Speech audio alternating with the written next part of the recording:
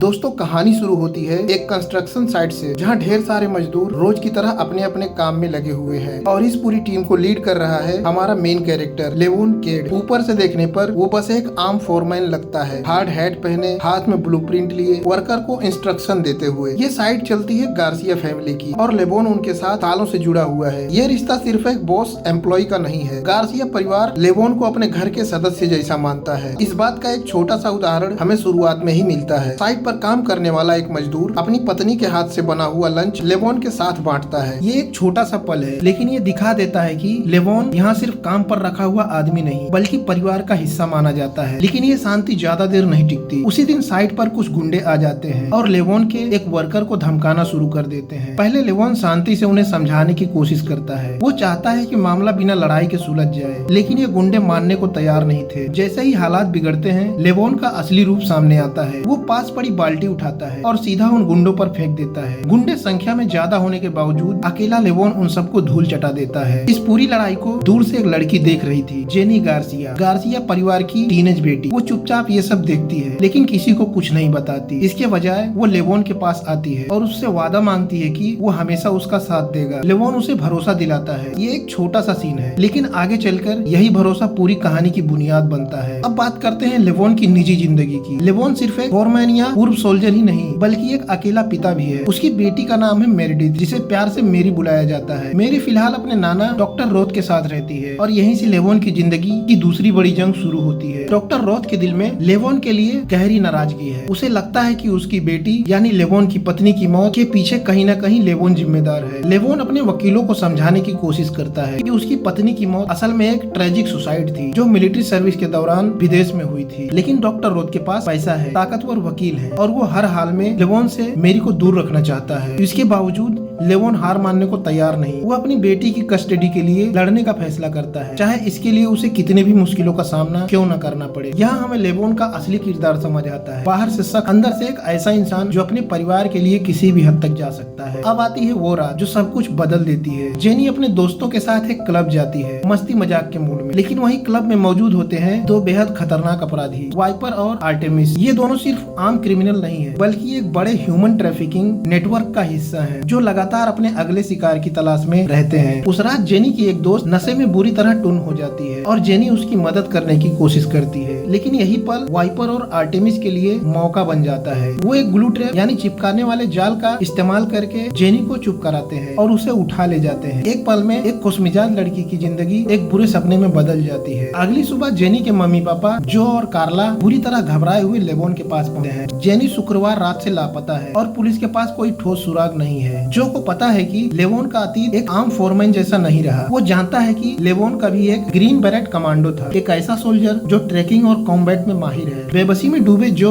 Levon से मदद मांगते हैं। लेवोन के मन में पहले हिचकिचाहट होती है। वो जानता है कि अगर वो अपने पुराने रास्ते पर वापस लौटा, वो दुनिया जिससे वो जानबूझकर दूर आया था। लेकिन जब वो जो और कार्ला की आंखों में डर और बेबसी देखता है तो उसे एहसास होता है कि सिर्फ इंसानियत का सवाल नहीं बल्कि उस भरोसे का भी है जो जेनी ने कभी उससे मांगा था। और इसी पल में लेवोन एक फैसला लेता है। वो जेनी को ढूंढेगा, चाहे इसके लिए उसे अपने अंदर सोया हुआ वो पुराना खतरनाक सोल्जर फिर से जगाना पड़े। लेवोन की जांच शुरू होती है वहीं से जहां से जेनी आखिरी बार देखी गई थी, वही क्लब। लेवोन वहां पहुंचता है और स्टाफ से पूछताछ करता है। यही उसकी मुलाकात होती है एक बारटेंडर जॉनी से, जिसका इस पूरे क्रिमिनल नेटवर्क से सीधा कनेक्शन निकलता है। लेवोन को जल्द ही समझ आ जाता है कि जॉनी सीधी बातचीत में सच नहीं बोलेगा, तो वो सख्त तरीका अपनाता है। जॉनी के अपार्टमेंट में पहुंचकर लेवोन उससे पूछताछ करता है, लेकिन जॉनी उसे कुछ खास जानकारी नहीं देता। उसके बाद लेवोन उसको टॉर्चर करने के लिए उसके मुंह पर कपड़ा डालकर लगातार पानी गिराता है। वो बताने ही वाला होता है तभी दो लोग गन लेकर उसके कमरे की तरफ आते हैं। लेवोन जॉनी को गन पॉइंट पर रखकर बाहर आता है, लेकिन ये लोग अंधाधुंध गोलियां बरसा देते हैं जिससे जॉनी मारा जाता है। लेवोन अपनी शॉटगन से इन दोनों को भी मार देता है। लेवोन को वो पुराना सुराग मिल जाता है जिसकी उसे तलाश थी। ये केस सिर्फ एक स्ट्रीट लेवल क्राइम नहीं बल्कि एक बड़े और ऑर्गेनाइज ट्रैफिकिंग नेटवर्क का हिस्सा है। इस खूनी झड़प की खबर जल्द ही पहुंच जाती जाती है एक बड़े नाम तक, वोलो कोलिस्निक। वोलो कोई मामूली गुंडा नहीं बल्कि एक रशियन माफिया संगठन का एक हाई रैंकिंग कैप्टन है। उसे पता चलता है कि कोई अनजान शख्स उसके नेटवर्क में सीधे दखल दे रहा है और वो इसे नजरअंदाज नहीं कर सकता। लेवोन जो अब तक कड़ी मेहनत से एक एक सुराग जोड़ चुका होता है, सीधा वोलो के घर पहुंच जाता है। घर के बाहर से वो अपने कैमरे में देखता है कि वोलो अपनी ही पत्नी के साथ बेरहमी से मारपीट कर रहा होता है। ये देखकर लेवोन का गुस्सा और भी भड़क उठता है। वो सीधा वोलो के सामने जाता है और एक जोरदार पंच मार देता है। जब उस आदमी को होश आता है तो वो खुद को एक कुर्सी से बंधा हुआ अपने स्विमिंग पूल के पास पाता है। लेवोन उससे जेनी के बारे में पूछता है, लेकिन वोलो उसे ये बताने के बजाय उसे कहता है कि तुम मेरे बारे में कुछ नहीं जानते, तुमने गलत आदमी से पंगा लिया है। लेवोन वोलो को उसी के स्विमिंग पूल में कुर्सी से बंधा हुआ फेंक देता है। वोलो उसी पूल में डूबकर मारा जाता है और वहीं दम तोड़ देता है। वोलो की मौत सिर्फ एक और लाश नहीं होती, ये पूरे माफिया नेटवर्क में हलचल मचा देती है। वोलो के भाई सिमोन खारचेंको को जैसे ही ये खबर मिलती है वो आग बबूला हो जाता है। सिमोन अपने दो बेटों दानिया और वांको को हुक्म देता है कि वो लेवोन का पता लगाए और उसे रास्ते से हटा दे। यानी अब ये सिर्फ जेनी को ढूंढने का मिशन नहीं रह जाता, अब खुद लेवोन की जान भी खतरे में आ चुकी होती है। लेवोन जानता है कि जेनी तक पहुंचने के लिए उसे सिर्फ नेटवर्क के अगले कड़ी तक पहुंचना होगा। एक शख्स जिसका नाम है डिमी, जो इस पूरे ट्रैफिकिंग ऑपरेशन में एक अहम भूमिका निभाता है। लेकिन डिमी तक पहुंचना आसान नहीं है। इसके लिए लेवोन को अंडरग्राउंड की गहराइयों में उतरना पड़ता है। यही उसकी मुलाकात होती है एक लोकल ड्रग लॉर्ड डच से। लेवोन खुद को एक ड्रग डीलर की तरह पेश करता है, लेकिन डच का एक आदमी कहता है कि यह पुलिस वाला हो सकता है और डच के कुछ आदमी लेवोन को घेर लेते हैं। लेवोन और इन लोगों के बीच एक दमदार फाइट होती है। लेवोन एक एक करके सबको धूल चटा देता है और डच से कहता है कि वो पहले आर्मी में था। डच भी पहले आर्मी में ही था तो लेवोन की बात पर भरोसा कर लेता है। डच लेवोन को क्रिमिनल अंडरवर्ल्ड के अंदर आगे बढ़ने का रास्ता देने लगता है। दूसरी तरफ वाइपर और आर्टेमिस जेनी को एक सूटकेस में भरकर उसके पहले खरीदार मिस्टर ब्रोवार्ड के पास ले जाते हैं और वो आदमी जेनी के साथ यौन शोषण करने की मंशा से उसे खरीदता है। जैसे ही ब्रोवार्ड सूटकेस खोलता है जेनी उस पर हमला करने की कोशिश करती है और ब्रोवार्ड के गाल का एक हिस्सा काटकर नोच लेती है। गुस्से में भरा ब्रोवार्ड वाइपर और आर्टेमिस को कहता है कि उसे यहाँ से ले जाओ और मार डालो। दूसरे सीन में डच लेवोन को एक बड़ी और ताकतवर मीटिंग में बुलाता है। ये मीटिंग होती है ब्लू ग्लास जो कि एक ड्रग है उसके बल्क सप्लायर के बीच। इस मीटिंग में लेवोन को पता चलता है कि वहाँ खुद डिमी भी मौजूद है। यही लेवोन और डिमी के बीच सीधी बातचीत होती है और दोनों के बीच एक डील तय होती है। हर महीने 4 पाउंड ब्लू ग्लास की रेगुलर सप्लाई की डील। इस डील की वजह से लेवोन को डिमी के करीब पहुंचने और उसके नेटवर्क में एंट्री करने का मौका मिल जाता है, जो उसके मिशन के लिए बेहद जरूरी होता है। डील के बाद लेवोन आगे की जानकारी जुटाने के लिए जॉनी और डिमी को ट्रैक करता है और उनका पीछा करते हुए एक दूसरे बार तक पहुंच जाता है। लेकिन यहीं उसकी चाल पकड़ी जाती है। आर्टेमिस जो एक एडवांस सर्विलेंस इक्विपमेंट यानी स्पाई कैमरों का इस्तेमाल करती है, लेवोन को स्पॉट कर लेती है और अपने गुंडों को उसके पीछे भेज देती है। लेवोन वहाँ से एक बाइक चुराकर जंगल की तरफ भागता है। पीछा होने के दौरान उसकी बाइक पुलिस की गाड़ी से टकरा जाती है। यहाँ एक बड़ा ट्विस्ट आता है। वो दोनों पुलिस वाले सार्जेंट वान स्ट्रॉक और डिप्टी डेटवाइलर असल में ट्रैफिकिंग के पेरोल पर काम करते हैं, यानी करप्ट है। इन्हीं करप्ट पुलिस वालों की मदद से दानिया और वोंको को लेवोन की सही लोकेशन का पता चलता है। पुलिस वालों को पैसे देकर वहाँ से हटाया जाता है और दानिया वोंको लेवोन को पकड़कर अपनी वैन में डाल देते हैं। वो उसे बांधकर टॉर्चर करने की कोशिश करते हैं अपने चाचा वोलो की मौत का बदला लेने के लिए, लेकिन वैन के अंदर ही लेवोन उनसे भिड़ जाता है। फाइट के दौरान ड्राइवर को गोली लग जाती है और लेवोन खुद दानिया और वोंको को गोली मार देता है। इसके बाद वो वैन से बाहर निकलता है और वैन को धक्का देकर नदी में गिरा देता है। जल्द ही सिमोन खारचेंको को अपने दोनों बेटों दानिया और वोंको की मौत की खबर मिल जाती है। ये खबर सुनते ही सिमोन का गुस्सा हद पार कर जाता है। वो सिर्फ खुद बदला लेने की नहीं सोचता बल्कि इस मामले को इतना गंभीर मानता है कि वो बाकी हाई रैंकिंग माफिया सदस्यों को इकट्ठा बुलाता है ताकि लेवोन से पूरा हिसाब चुकाया जा सके। यही एक बेहद अहम और खतरनाक मोड़ आता है। सिमोन अपने कॉन्टैक्ट और नेटवर्क का इस्तेमाल करके लेवोन की पूरी पर्सनल जानकारी हासिल कर लेता है। इसमें सिर्फ लेवोन के बारे में डिटेल ही नहीं बल्कि उसकी बेटी मेरी के बारे में भी जानकारी शामिल होती है। यानी अब तक जो जंग सिर्फ जेनी को बचाने और अपराधियों को खत्म करने तक सीमित थी, वो अब सीधा लेवोन के अपने परिवार तक पहुंच जाती है। सिमोन को अब पता चल चुका है कि लेवोन को कहां से चोट पहुंचाई जा सकती है। वो सीधा बदला लेने के लिए मेरी के नाना डॉक्टर रोथ के घर को निशाना बनाता है। सिमोन अपने आदमियों को भेजता है जो डॉक्टर रोथ को बांधकर उसके घर में आग लगा देते हैं। मकसद था रोथ को मारना ताकि लेवोन को सीधा तोड़ा जा सके। लेवोन को जब पता चलता है कि रोथ स्कूल से मेरी को लेने नहीं पहुंचा तो उसे तुरंत शक हो जाता है कि कुछ गड़बड़ है। वो सीधा स्कूल जाकर मेरी को अपने साथ लेता है और फिर घर पहुंचता है। लेवोन बिना देर किए अंदर घुसता है और डॉक्टर रोथ को आग से बचा लेता है। इससे पहले कि फायर फाइटर राइटर्स और मेडिकल टीम वहाँ पहुँचते यहाँ एक दिलचस्प इमोशनल ट्विस्ट भी आता है। जान बचाए जाने के बावजूद डॉक्टर रोथ लेवोन को ही इस पूरी हिंसा के लिए जिम्मेदार ठहराता है, लेकिन मेरी